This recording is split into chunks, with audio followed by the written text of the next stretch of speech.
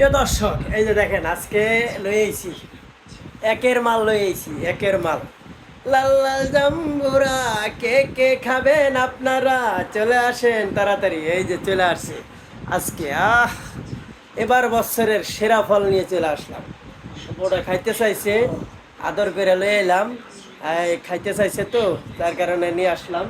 তো আপনারা যদি কারো খাইতে মনে চায়, আর জাম্বুরাটা কেমন হতে পারে অবশ্যই এটা কমন করবেন, ঠিক আছে?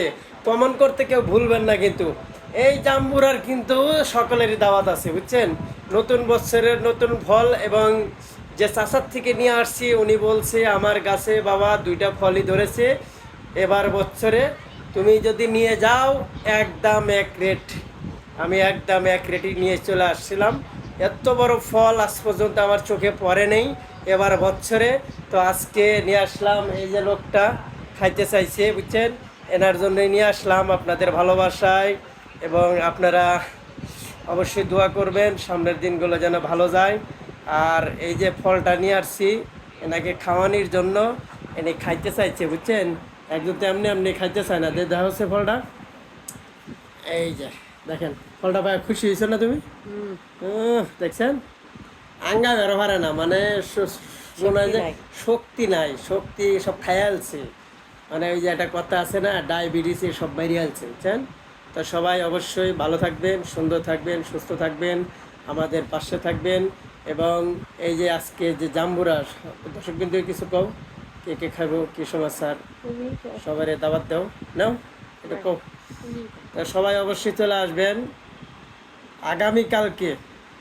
আগামীকালকে কখন হবে? দুপুরে খাওয়ার পরে না, বিকালবেলা, অর্থাৎ দুপুরে খাওয়ার পরে রেস্টের পরে কিন্তু এই ফলটা বানানো হবে।